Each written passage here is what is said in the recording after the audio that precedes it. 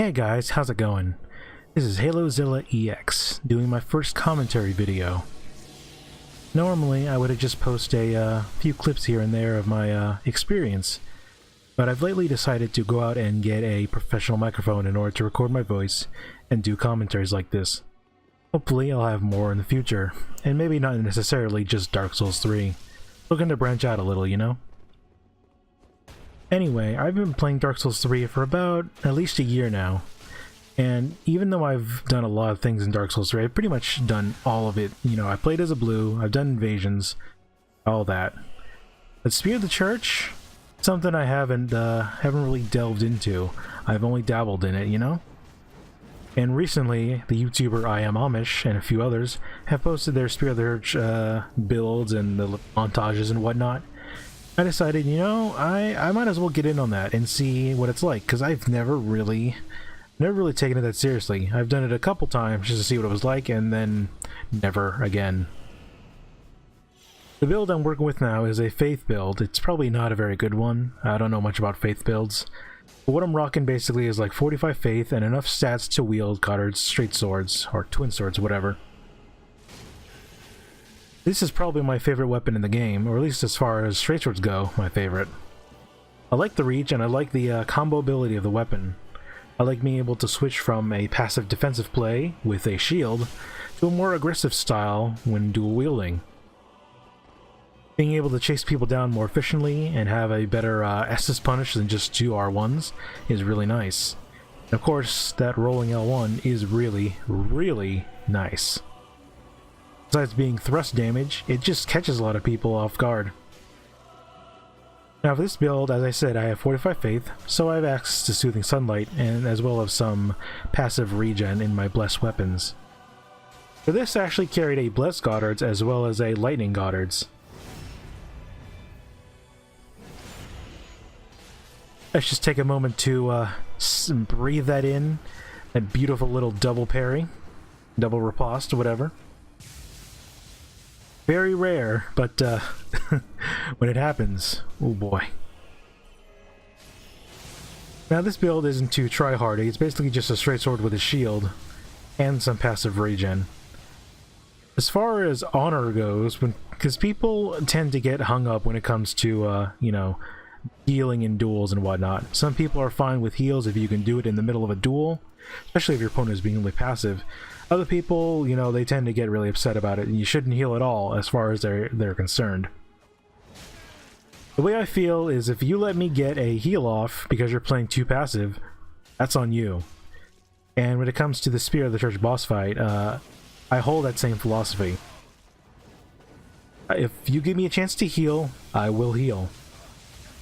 And thankfully in this particular boss fight, you do get a lot of opportunities to heal, especially with a lone host. As you guys can see, it's not very good. He is kind of abusing his parry. Got the Iron Round Shield, pretty popular parry tool. Kind of R1 spamming indiscriminately, and just kind of throwing out parries. Unfortunately, I don't manage to finish him off this time. He manages to get me with a lucky parry, as these kind of players tend to do. There's not really much you can do about it. Unfortunately, I wasn't really wanting to switch up my my weapon to something he couldn't parry. I wanted to keep at it with the straight sword because I wanted to really, you know, I really wanted to see how this whole build would work. Playing with this Goddard straight sword and switching up my my tactics. But as I said, he gets a lucky parry. You know, you spam it enough and you're bound to get one. And of course, he's got the Hornet Ring. Give me a little welcome gesture. He's very proud that he managed to parry enough times to get one to win the fight. Against people like that, I really don't have any sympathy. If someone's gonna, you know, spam parry like that, I think you're open to all sorts of dirty tricks, you know? Everything is off the table as far as I'm concerned. This next person, we'll be seeing a little bit more of them. They're using Freed Scythe, and you can imagine what his whole strategy is. I'm pretty sure in all the fights I've had with this person, they've only ever done the weapon art. Speaking of the weapon art, why does that thing have armor? Or poise, or whatever you want to call it. It baffles me that such a move like that also has armor on it. Later on, as he, because well, you can see, didn't exactly come out the victor. Later on, I try out using a great sword, ultra great sword that is, and it doesn't really work out. I can't break his poise in one hit, and he manages to break my poise with all the several hits. So I don't know what's up with that. I don't know why that has poise. It's kind of stupid to me. I guess next time I better bring a great hammer. Here we have this Ornstein cosplay, except it's not really an Ornstein cosplay, because he busts out a shield and just kind of hides behind it for a little bit. I mean, if you're gonna cosplay, you know, stick to the cosplay. Even if you lose, people still give you points for at least sticking to your cosplay, but if you're just gonna break cosplay because you don't want to lose, why even bother? You're not even really playing the character at that point, are you? You just look kind of like a loser. Like, oh, he has to break cosplay just to be able to win. You know? But that kind of speaks to something I wanted to talk about, and that's regarding, you know, people tryharding, I guess is the word? I'm not sure. Taking it too seriously. Whatever you want to call it. Sometimes people get a little, they get a little upset in fights like these, especially when it comes to the Spear of the Church boss fight, because not everyone is into PvP. A lot of people just going through the game, just want to, you know, get their time in, they want to play, maybe put the game down, maybe do a few more playthroughs, whatever. But a Spear of the Church boss fight, that is a PvP, unless you go offline, of course. It's a PvP fight. So if you're not ready for it, it can be hell. Especially if you're only going by yourself. But the thing is, a lot of people, when they come across a lone host in Invasion or whatnot, maybe someone who looks like they're new, they'll go easy on them. Drop them some embers, maybe Black Crystal out, stuff like that. Maybe not try as hard. But for me, I don't subscribe to that mindset. I feel like if I'm going to invade, I'm going to give you everything I've got. If I can, you know, if I can beat you with minimal effort, then fine. But I'm not going to sit here and just pretend.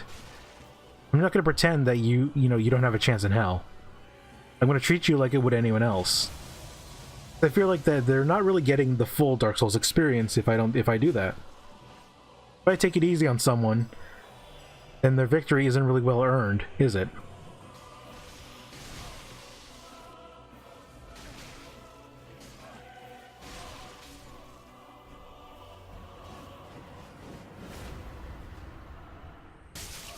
I feel that if you're gonna go easy on someone, why are you even invading?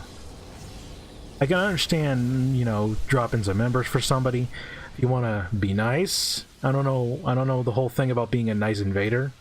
Seems like an oxymoron. But, you know, dropping some embers and then maybe have a little fight with them. But I don't get dropping embers for a new player and then just leaving. They're not really, like I said, they're not really getting the full Dark Souls experience. It's because you want to take it easy on them, because I don't know, I guess you feel bad invading a new player. You gotta figure, this happens in any kind of game that has any kind of PvP, any kind of multiplayer. Newer players are gonna come in, they're gonna come into a game, especially this late into the lifespan of a game. They're gonna come into the game and they're gonna meet some people who are just way better than them. They're gonna lose, and that's how it's gonna be. That applies to many, many, many games. Many multiplayer games, many one-on-one games. You name it. So why is Dark Souls exempt all of a sudden? Why should I take it easy on these people just because they're new to the game or not experienced in PvP? I feel like it also is a bit insulting, almost condescending. Like, oh, you're a new player, I'm not going to take you seriously. I'm just going to give you some items and leave. Or in the case of the Spear of the Church boss fight, I'm not going to take you seriously, I'm just going to hang back, not really fight you that hard, and then maybe let you win. That is kind of dumb. I can understand when people say they want to go easy on new players, but I just feel like you're invading, you're doing the boss fight. Now go all out. Give them everything you got. Make them earn that victory.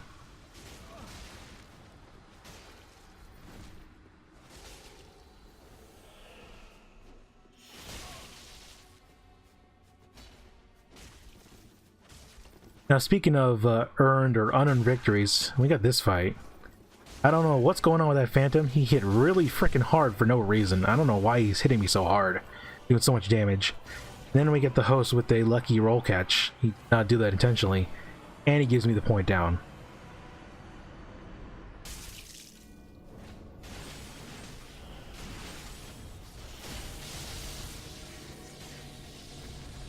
Anyway, I'm pretty sure this guy would like to have a Phantom helping him out right now.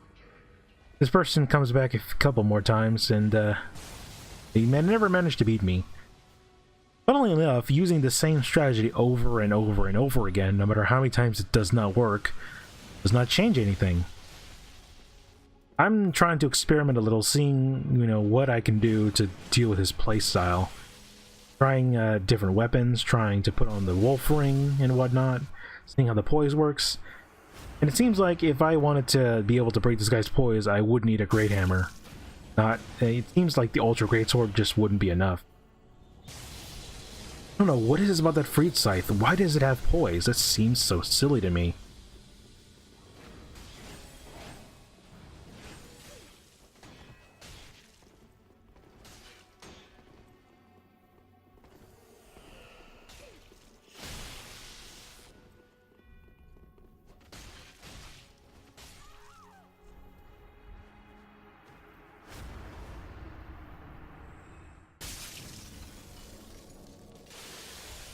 Moving on, we have this guy again.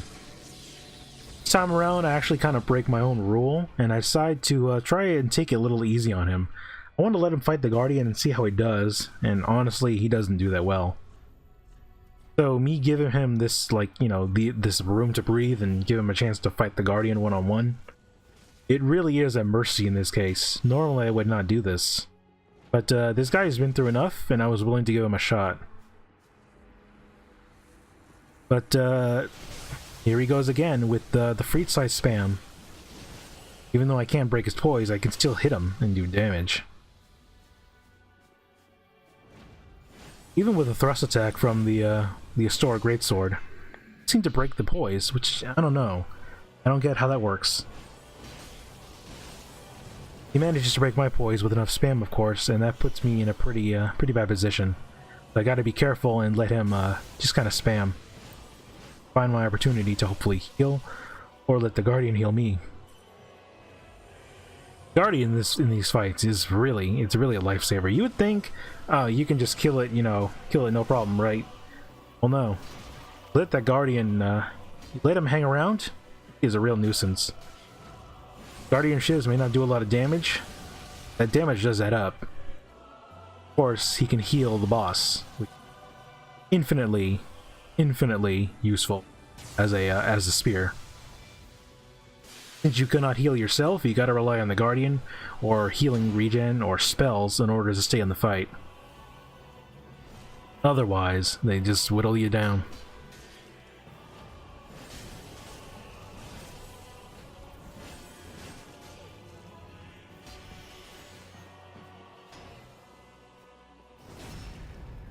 Looks like Mr. Freed Scythe has more going on than just, you know, using the scythe over and over when he shouldn't. Vigor seems pretty low, at least for level 90. Guardian did a lot of damage there. Off a single riposte at least.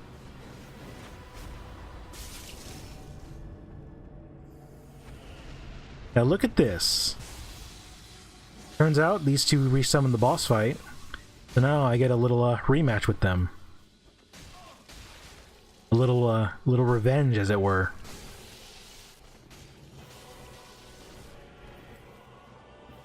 This time, they're not going to get me with any laggy latency roll catch bullshit. Gonna do my best to mind my spacing, take advantage of that longer sword,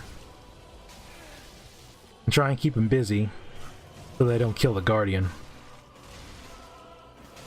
Thankfully, as I've been learning, you get some super armor or poise. I kind of switch in between the two because I play a lot of different games, use different terms. But yeah, you get some poise when you have another at least two people. So that's pretty nice to have, honestly. And once you get the Phantom down, it's pretty much all going downhill from there.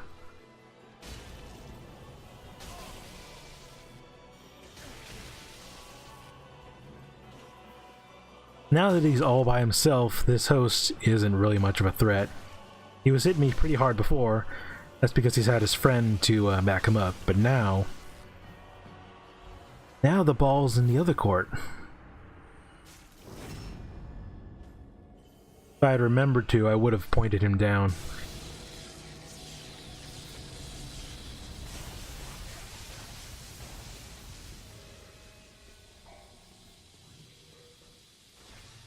And here this guy demonstrates a problem I tend to have when I play a little too much. I start going on autopilot. I'm sure some of you know what that means. Basically, I start falling asleep at the wheel and I kind of just play a little mindlessly. When I get too many games in, or too many invasions as it were, I tend to play a little sloppily as time goes on. This guy in particular, he's one-handing a greatsword while also using a shield, and not very good shield.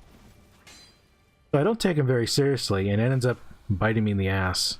He does pretty good damage per swing, and he's willing to swing out a stun. Really irritating. I take the opportunity to go for the heal, and he capitalizes on it. I didn't give this guy enough credit, and he took me down for it. He definitely earned that gesture. Those are just little mistakes we make from time to time. I think it's fine to make mistakes like that. It just means you probably need a break from the game, or you need some kind of a wake-up call, as it were. This guy needs a serious wake-up call. That wake-up call being, put down the Great Shield.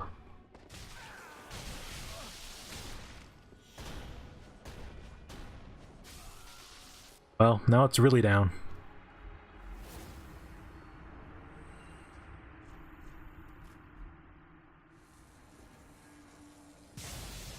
I think people get a little too attached to those great shields. They tend to hide behind them, especially if it's just a PvE player. But unfortunately, the game doesn't really teach you not to hide behind those big shields. Or at least it doesn't do a good enough job. We have our buddy Mr. Freetscythe again. He's trying the Great Shield out for himself. Doesn't seem to be making much of a difference.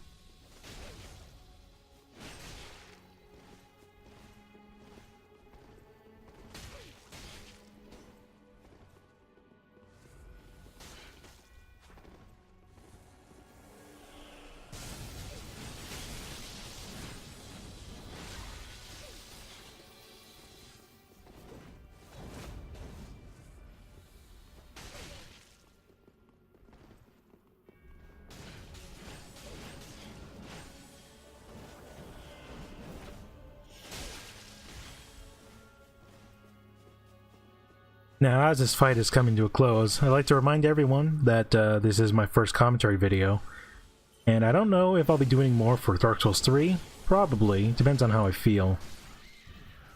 Playing this game for a year now, and I have an entire playlist of clips and little montages from my time playing the game. So I'm not sure how far, how far a lot of people have come when it comes to watching my videos. I'm pretty much a no one. But this late into the game, it's hard to find people who are still making videos and still watching. So I'm probably going to move on to some other games. That said, I'll probably still come back to Dark Souls 3. I think we all kind of come back to this game. It's a little too fun to just let go like that, you know?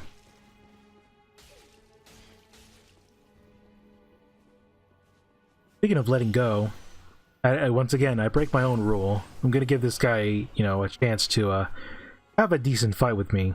I'm trying to let him kill the Guardian, but at first he doesn't seem to get it. Guardian is pretty much, it's pretty much taking him on itself. Does a lot of damage for only a few hits. Guy probably has low vigor. It's weird. You would think at soul level 90 you would get the memo to your health. You think that's what PvE players would want to do.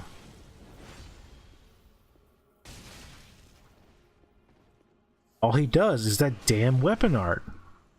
swear that weapon is like a trap. You know, it's a noob trap. See that weapon art? You see how much damage it does, and you just get addicted. Of course, he took so long to kill the Guardian, and another one showed up almost immediately. So I'm gonna try and let him take this one out. He doesn't seem to get it and keeps following me. This is where I start experimenting with my poise and what weapon I can use to try and break the poise of his weapon art. Even an Ultra Great Sword with the Wolf Ring and whatnot and all this elite armor, it doesn't seem to be able to break it. But at least I can still poise through him. Alright guys, that's the video. Hope you enjoyed, and have a good one.